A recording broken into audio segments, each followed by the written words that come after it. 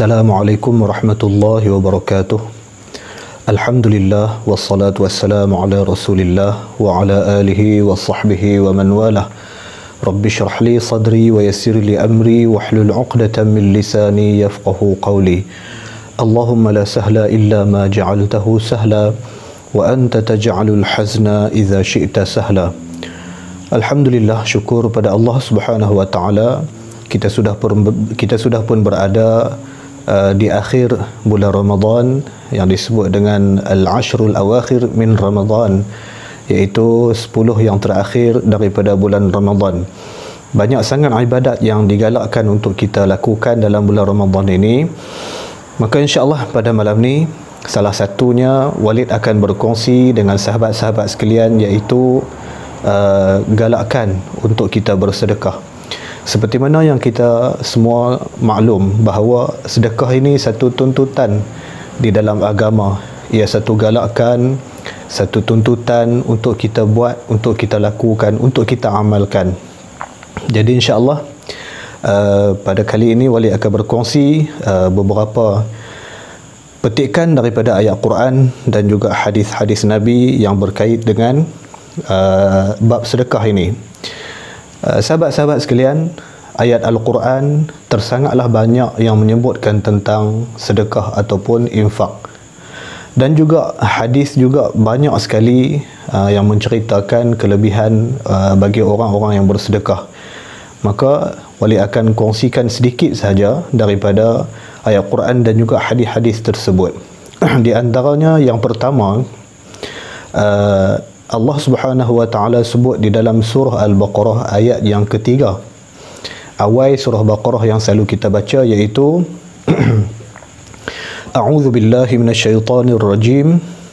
Walladzina yu'minuna bil ghaibi wa yuqimunas shalah wa mimma razaqnahum yunfiqun.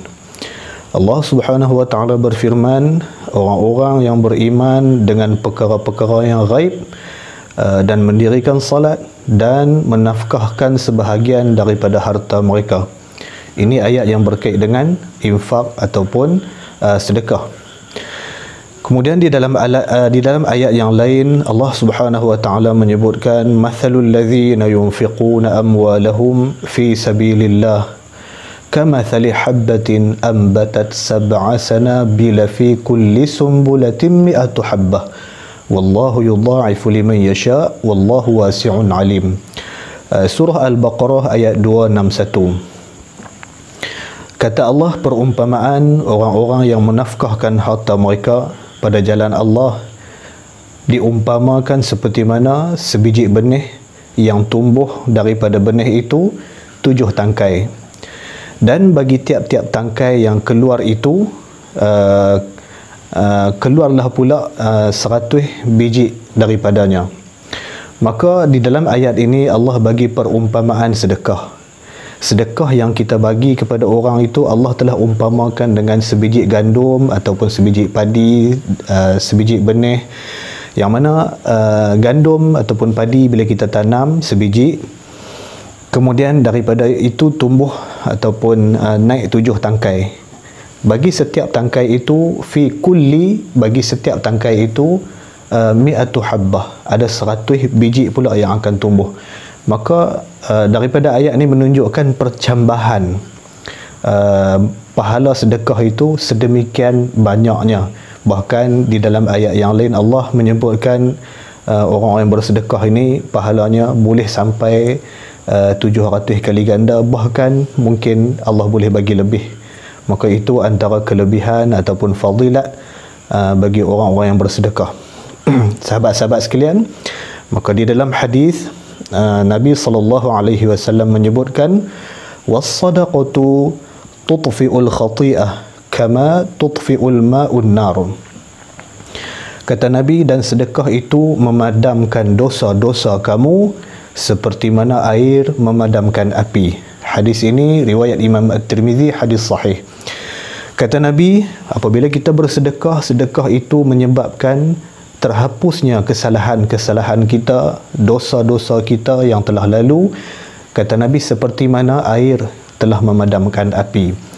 Nabi sebut air memadamkan api, maksudnya hilang terus dosa kita, hilang terus kesalahan-kesalahan kita dengan sebab kita bersedekah.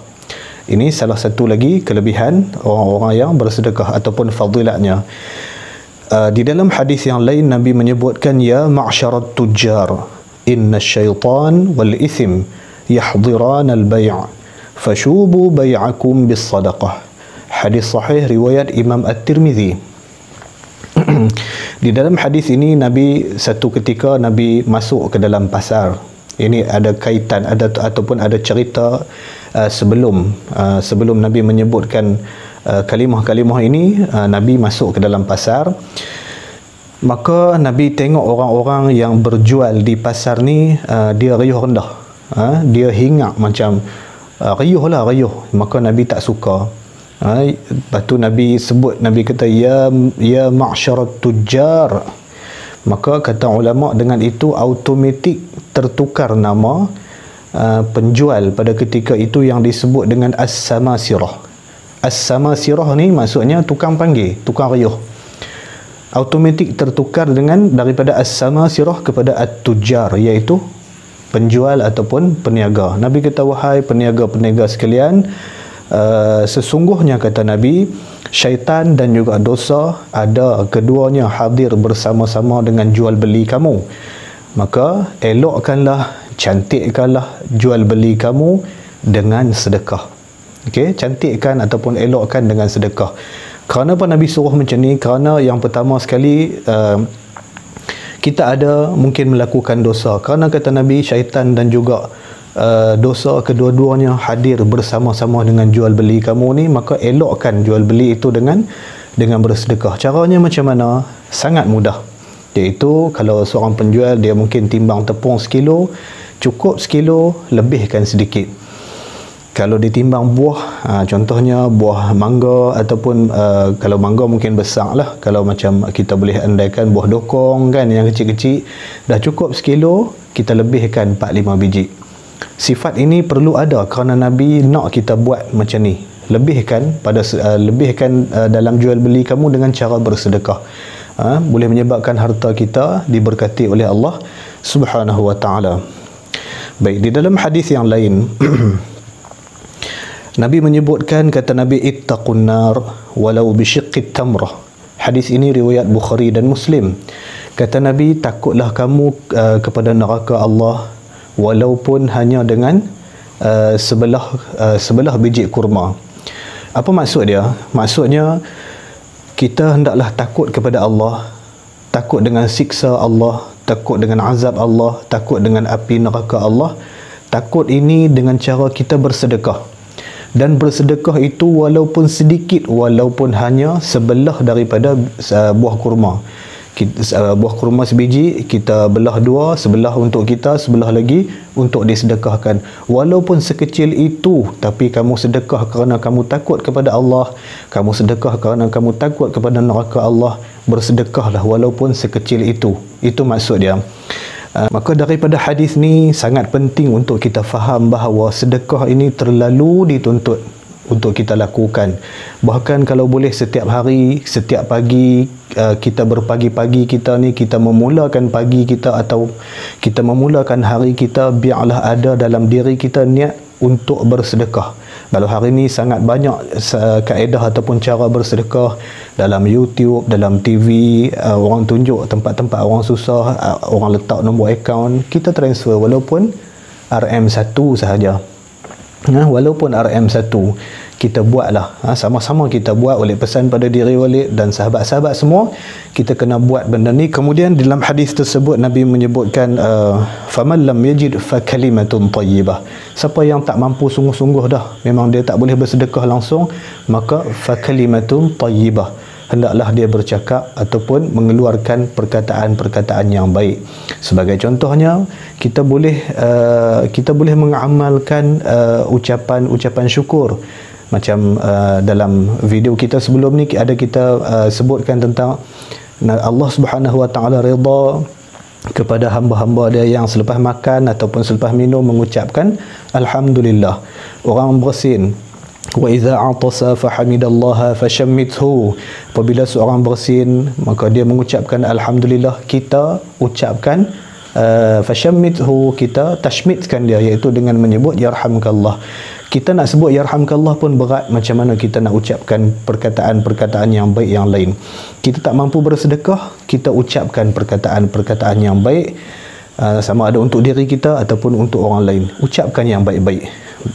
Dalam hadis yang lain yang diriwayatkan oleh Abu Dawud, hadis sahih, kata Nabi, dawu mardakum bis sadaqah, ataupun dawu mardatikum bis sadaqah. Ubatilah penyakit di kalangan kamu dengan bersedekah. Ini satu lagi kelebihan bersedekah. Siapa-siapa di kalangan kita, sama ada kita sendiri ataupun ahli keluarga kita yang sakit, yang susah diubati, maka sedekah. Kita keluarkan harta kita untuk bersedekah. Sama ada tak pentinglah kalau penyakit itu boleh diubati ataupun tak boleh diubati. Sekiranya Allah hantar dekat kita ujian yang berbentuk sakit, pertama sekali segera kita pergi bersedekah.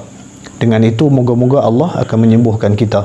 Kerana Nabi menyebutkan hadis ini hadis sahih riwayat Abu Dawud, kata Nabi, dawu mardakum bis sadaqah. Ubatilah penyakit di kalangan kamu dengan bersedekah. Dan penyakit itu bukan penyakit hati, penyakit yang berbentuk sakit, sama ada demam, sakit kepala, sakit yang perlu dirawat maksudnya, maka Nabi kata pergi bersedekah.